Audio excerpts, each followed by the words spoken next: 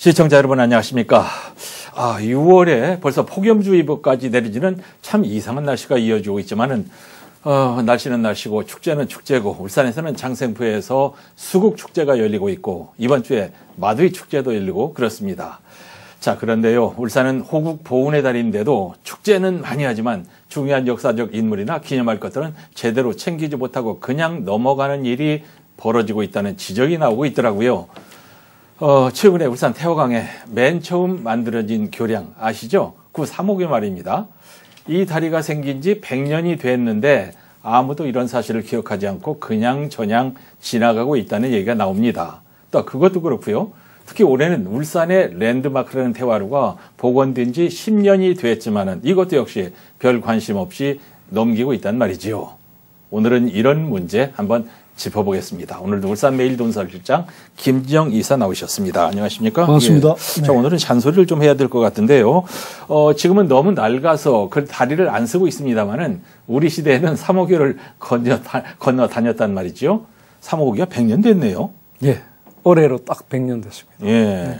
그러니까 100년이 된 다리, 이건 뭐 전국적으로도 그렇게 많지는 않습니다. 많지 않은데 특히 울산 같은데 태화강에 100년 된 다리가 있다는 거, 굉장히 의미가 있는데.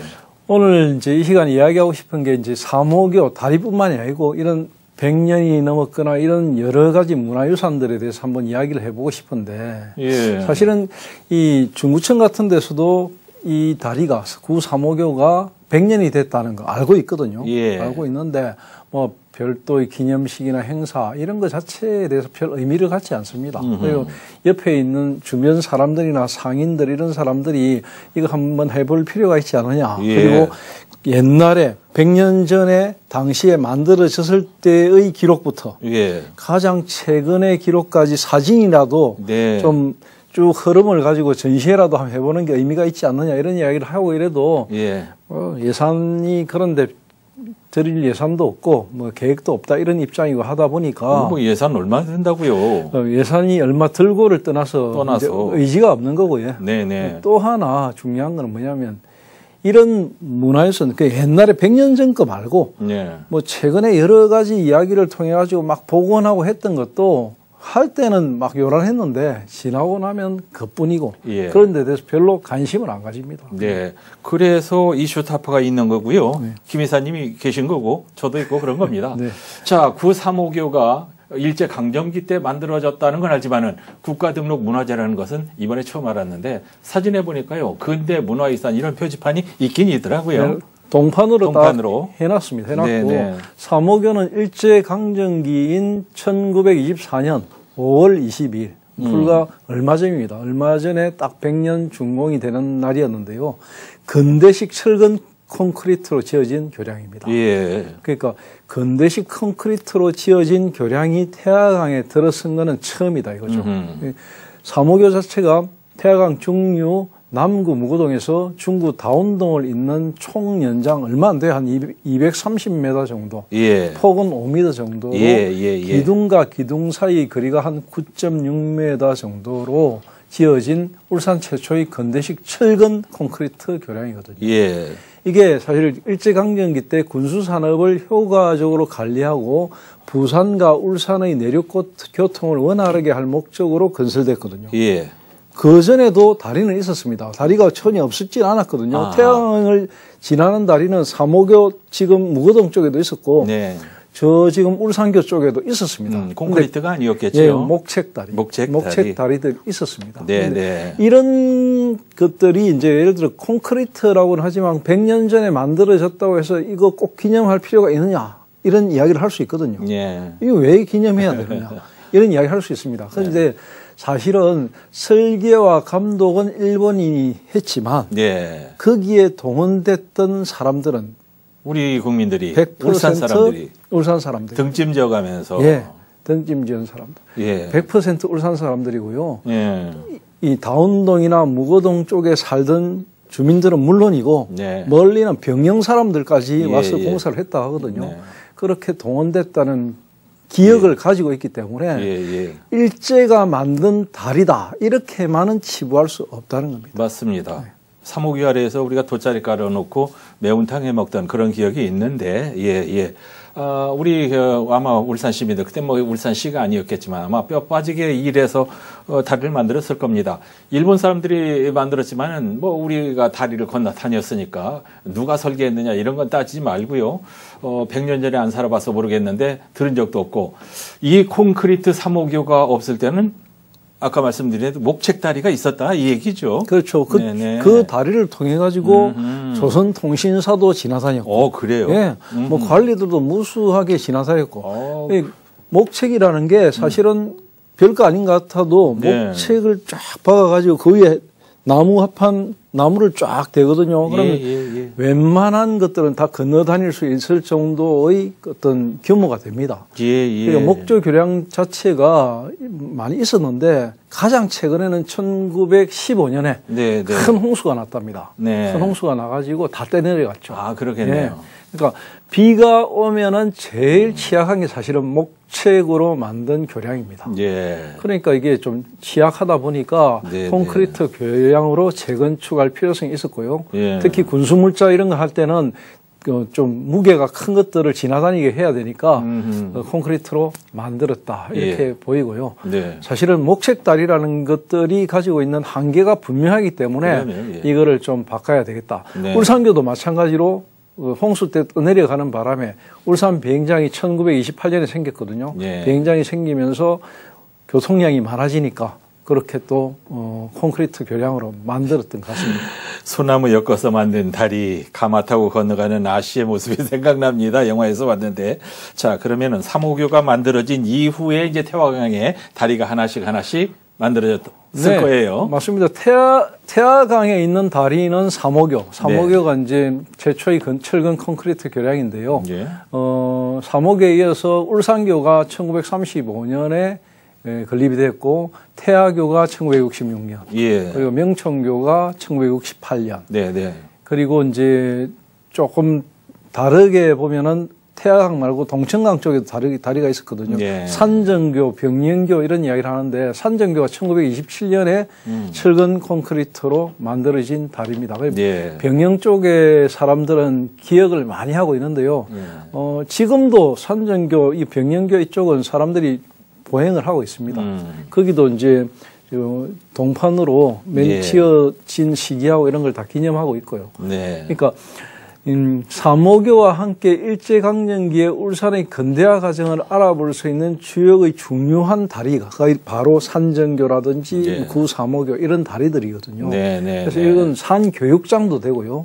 그리고 이 다리를 짓기 위해서 수많은 울산의 장정들이 동원됐다는 그런 것도 이야기해야 되고요.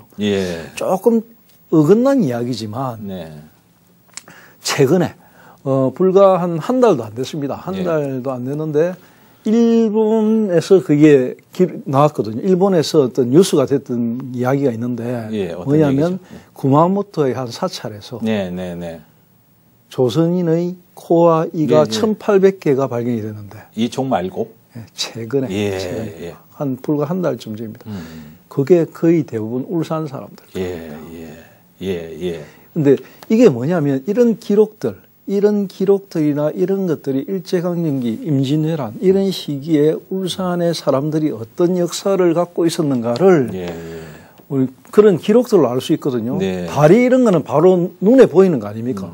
현장에 있는 거니까. 그러니까 더 의미가 있다는 겁니다. 얘기를 하다 보니까 울산 교량의 역사를 뒤지게 되는 것 같은데 듣고 보니까 울산에 다리가 참 많네요. 뭐 산전교, 동천강 무려 40개가 넘습니다. 40개요? 아무튼 3호교는 지난 100년간 울산의 역사와 함께하면서 많은 역할을 해왔는데 3호 쪽에 다리가 많이 변했죠. 상당히 많이 변했습니다. 근대화의 역사를 함께한 것이 바로 3호교인데요. 1990년대 들어서 신3호교가 들었었고요. 다운동 방향의 교량 20m 가량이 철거됐습니다. 그러니까 원형은 그대로 보존되면서 일부 부분이 좀 훼손이 됐는데요. 그것이 이제 2004년 9월 4일 날 국가유산청으로부터 국가등록문화유산 제104호로 지정이 됐습니다. 현재는 차량 통행이 금지되고 보행자 통행용으로만 네, 사용되고 있고 그게 운동하는 분들이 아침마다 상당히 많이 다닙니다. 예. 저도 최근에 한번 지나가 봤는데 교량 가운데에서 보면은 그 태화강에서 뛰노는 물고기라든지 새라든지 이런 걸 바로 관찰할 수 있기 때문에 관찰장으로서 굉장히 큰 역할을 하고요. 특히 올해 같은 경우에는 100주년이 되는 이런 날이기 때문에 근데 100주년이라는 게 흔적이 없기 때문에 지나다니면서도 이 다리가 100년이 됐다는 걸 기억하는 사람들만 기억하고 있거든요. 그래서 관련 행사 뭐 이런 것들이 좀 필요하고요. 실제로 100년이 되는 해이기 때문에 다리를 쭉 따라가면서 100년 동안의 기록, 사진들을 전시해 놓은 게 상당히 의미 있지 않느냐 이런 이야기도 참 많이 나왔거든요. 근데 아쉽게도 이게 실현이 안 됐습니다. 우리가 이제 교회 100년 된 교회다, 100년 된 학교다. 그 100년의 의미가 우리가 굉장히 크단 말이죠. 어떤 분들은 뭐 100년 된 거 가지고 몇백 년도 아닌데 뭐 그렇게 야단을 떠느냐 이럴지 모르겠지만 그런 거 아니에요. 그리고 또 하나 그냥 넘어가서는 안 되는 건축물이 하나 있는데 태화루 말입니다. 울산 문화의 랜드마크라는 태화루가 복원된 게 딱 10년이 벌써 이것도 됐네요. 그렇죠. 이게 참 태화루 이야기를 하면 참 안타까운데요. 이 태화루가 사실은 이제 1990년대부터 이제 여러 가지 복원운동 이야기가 나오다가 사실은 이제 자칫하면은 이제 지금 태화루가 완전히 아닌 주상복합 건물이 만들어질 뻔했거든요. 쇼핑몰이 될 뻔했습니다. 우리가 지금 생각해 보면 그 태화루 자리에 민간이 지어놓은 쇼핑몰이 하나 크게 들어서 있다는 거. 그것과 지금 태화루가 있다는 거. 이거 비교해보면 어떤 모양이 울산을 위해서 나을까? 생각해보면 금방 답이 나올 겁니다. 그런데 그런 것들을 피하기 위해서 민간에서 나서서 태화루 복원 운동을 했거든요. 그 결과물로 이제 태화루가 만들어진 게 딱 10년이 됐거든요. 10년이 됐는데 이 10년에 대한 의미 부여를 별로 안 합니다. 그때 말이죠. 거기에 그 태화루 전에 아주 울산에 제일 큰 예식장이 하나 있었죠. 제가 거기서 결혼했습니까? 했습니다. 로얄 예식장. 그렇군요. 그래서 이제 어떤 이야기까지 있었느냐면 태화루가 복원되고 난 다음에 그게 이제 예식장이 크게 지어져 가지고 예식장에서 예식을 상당히 하지 않았습니까? 잘 됐죠. 그래 잘 됐거든요. 그래서 그때 그 당시에 울산 로얄 예식장에서 결혼한 쌍이 제법 많아요. 그렇습니다. 많습니다. 그래서 이제 태화루가 복원되고 난 다음에 이벤트로 한 10주년 되는 해쯤에 이벤트로 과거에 결혼한 사람들을 태화루에서 다시 홈커밍데이 뭐 그런 식으로 뭔가 이벤트 하는 게 안 좋겠나 이런 이야기도 하고 했었는데 막상 10년이 되어도 뭐 별로 기억하는 사람도 없고 뭐 그렇게 됐습니다. 그때 상황이 참 생생하게 지금 거기서 결혼을 했다고 하니까 생각나는 게 이 태화루 그 땅이 말이죠. 굉장히 기가 센 곳이기 때문에 사람이 많이 밟아야 된다. 그럼 뭐냐? 예식장에다 해서 그 짓게 된 거 아닙니까? 맞습니다. 그래서 그런 건물들, 그런 이제 둔덕에, 그런 둔덕에는 반드시 전망대라든지 누각이라든지 이런 게 들어서야 풍수지리로 좋다고 합니다. 꽉 눌러줘야 된다고 하거든요. 만약에 누르지 않으면 이제 뭔가 이게 좀 안 좋다고 합니다.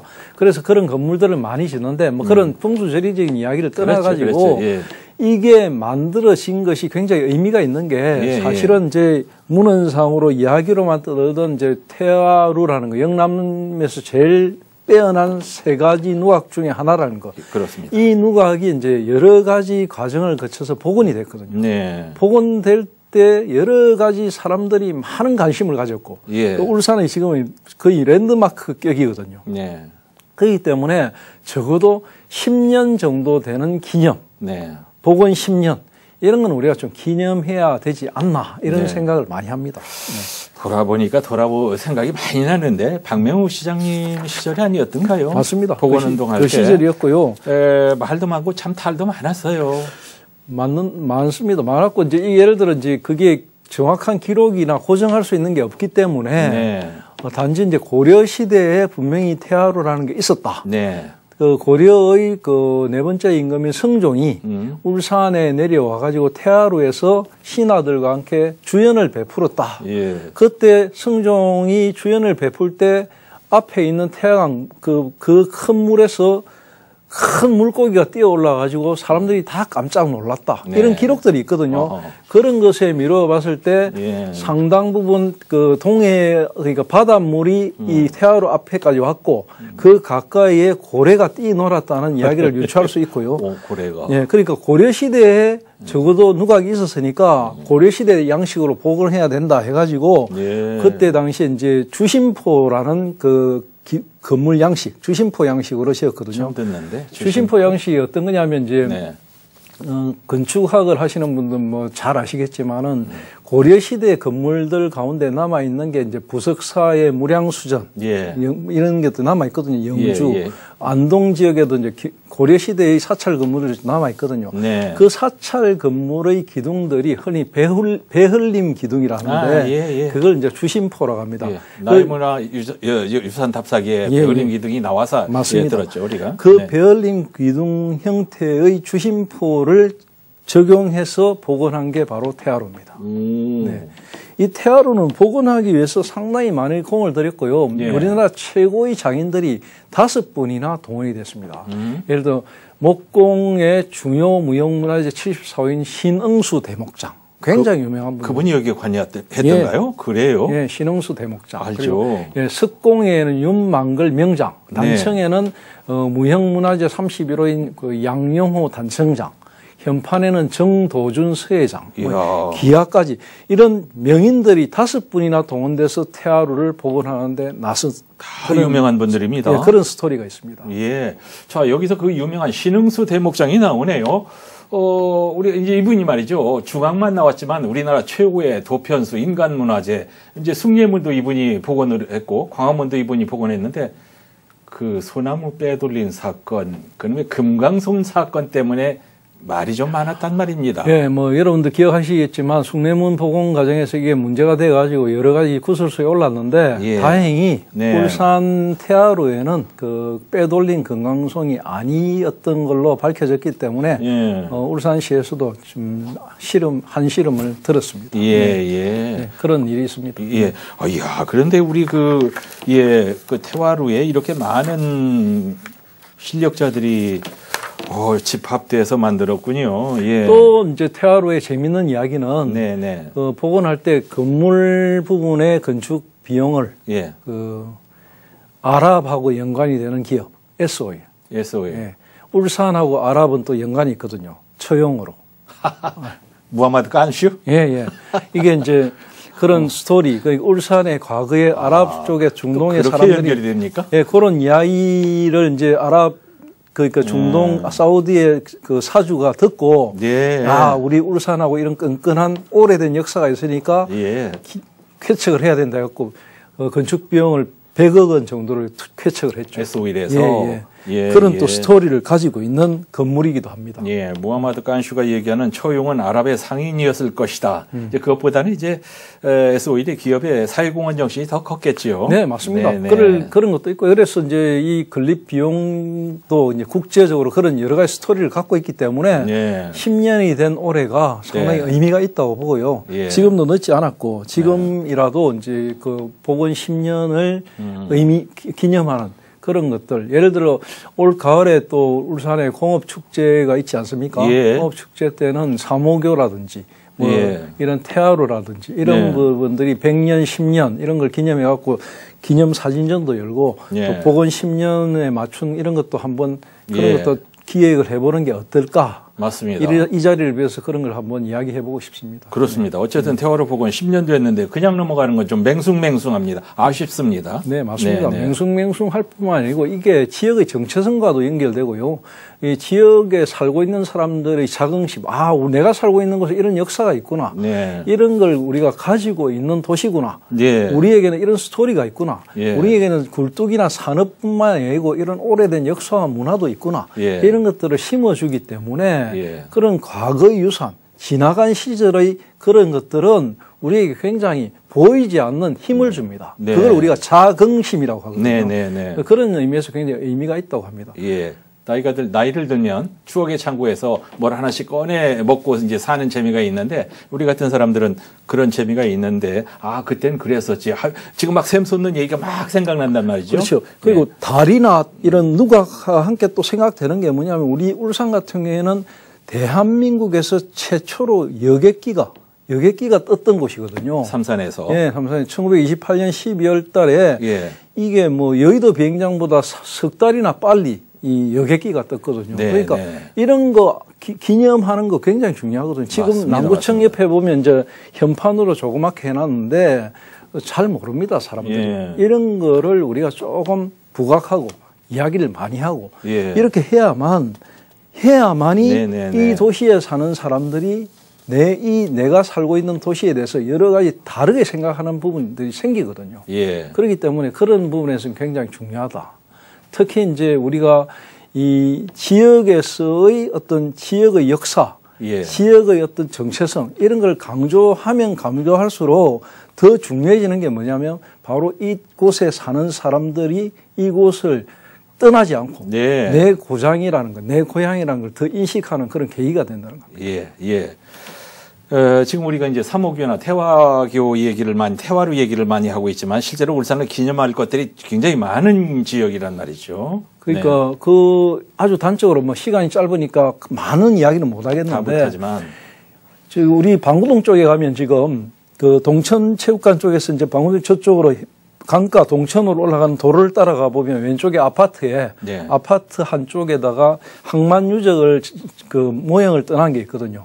가시면 한 번씩 봤어요, 저는. 네. 보입니다. 그래요. 그게 보면 그게 이제 울산이 가진 천년 전의 국제 무역항의 모습인데 그런 시설이 방금 지나가 본 적이 있었을 거 아닙니까? 예, 그렇죠. 그럼에도 불구하고 그냥 무심코 지나갔죠. 모르는 거거든요. 그래서 그런 식으로 이게 한두 개가 아닙니다. 이런 것들이 네. 굉장히 많거든요. 그러니까 이런 것들 예를 들어 울산은 조선시대의 수군사령부와 예. 육군사령부가 동시에 존재했던 곳이라는 거. 네. 이거 시민들 잘 모르거든요. 이거 굉장히 의미 있는 것들인데 이런 것들 많이 좀 이야기할 필요가 있다고 생각합니다. 오늘 이게 상당히 중요한 얘기를 저는 하고 있다고 생각해요. 아쉬운 대목이 참 많습니다. 울산시가 울산의 자긍심을 높이려는 노력을 많이 하고 있는데 이런 부분도 손을 좀 댈 것으로 기대를 해보고요. 김두겸 시장께서 이런 부분에 좀 관심이 많을 테니까 뭔가 하나씩 좀 해 나갔으면 좋겠습니다. 네, 방금 말씀하신 대로 우리 시장님께서는 이 우리 도시 울산이라는 곳이 가지고 있는 오늘의 역사, 네. 50년 반세기 전의 공업화 역사도 굉장히 중요하게 생각하시는 분이고 네. 또 과거로부터 이어졌던 울산의 정체성에 대해서도 굉장히 많은 고민과 애정을 가지신 분이기 때문에 네. 이런 부분에서 여러 가지 또 작업을 하고 있습니다. 그래서 네. 가시적으로 여러 가지가 나타날 것이라고 생각하고요. 예.